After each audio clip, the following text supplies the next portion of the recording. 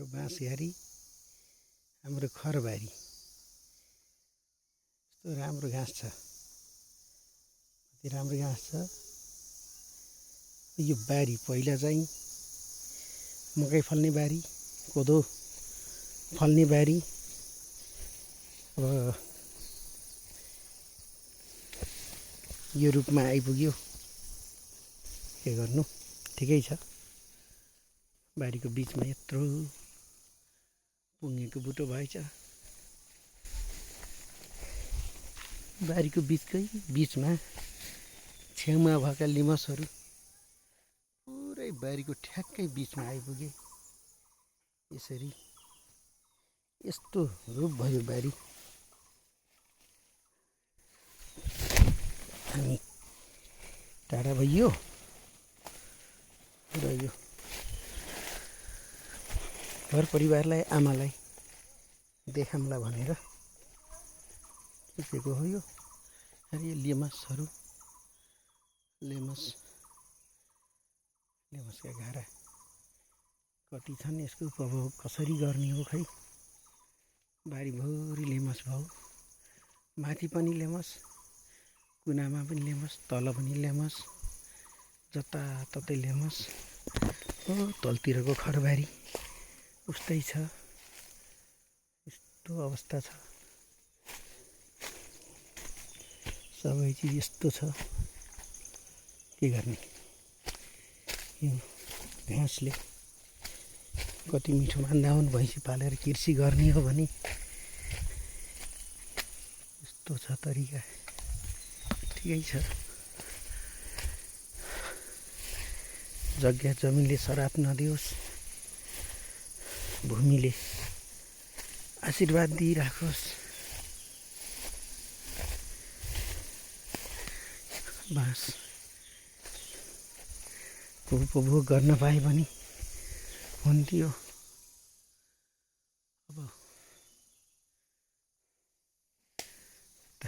लानलाई नसकिने खरबारी असाध्यै खर पलाएर टम्मै छ। खरबारीमा कति घाँस काटियो, एकचोटि सम्झना छ। सबैले लहरै मिलेर घाँस काटेका थियौँ। आज सबै नौलो बिरानो भयो, के गर्ने।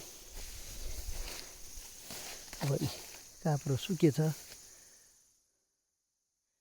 अर्को काप्रो पनि यस्तो भएछ। बाँसघारी त्यो रूपमा छ। तलका बाँझोहरूमा पनि जताततै बुट्टा मात्रै भएछन्। कति तल जाम र खै। यो खरबारीमा म गएर अहिले के गर्न सक्छु, तलैसम्म गए पनि यसो रूप देख्न मात्रै आएँ म। यो सानो छँदा छोराछोरीलाई पिङ हालिदिन्थे। यो तेर्सो आगोमा केटाकेटीहरू खुसी हुन्थे, खेल्थे। प्रयत्न गरेर बुवाले पछि थप्नु भएको यो पाटाहरू फेरि यता बाँस, उता पनि बाँस बढेर त्यस्तो भएछ। यता पनि बढेर यस्तो भएछ। यी साना बुट्टाहरू कत्रा भएछन्। अब के गर्न सकियो र। यस्तै हो लौ। यही दाउरा काट्नु भएछ मिनु दाइले त होला। बाँध हरेर यस्तो छ। जग्गाको माया लाग्दो रहेछ। ठिकै छ। फलेतो त्यत्रो भएछ, सिमल त्यत्रो भएछ। लौ साना बुट्टाहरू थिए नि। 3-4 वर्षमा आउँदा यति फरक हुन्छ, के गर्ने। लहरै कटुसको बुटो, चिलाउनेका बुट्टाहरू, सिमल, फलेदा, यी लेमसहरू। बारीभरि लेमस पो भएछ। अब लहेर लेमसले जताततै। पहिला हाम्रो यहाँ बारेर शौचालय बनाइएको थियो यो ठाउँमा।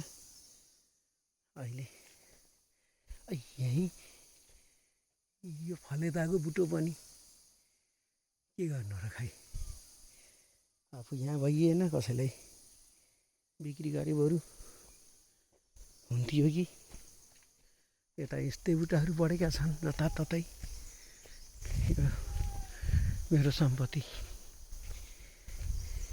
यो ठाउँको त यति भयो घरै नजिकको भनौँ यो अब अरू जताततै र यो बाँस कति मोटा हुने लेमसका घाराहरू यहाँ बस्दा यस्तो थिएन सबै भाँचिएर सब लागेछ लेमस पुरै सब लागेछ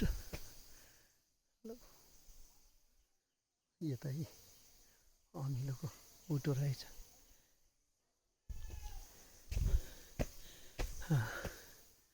लौ त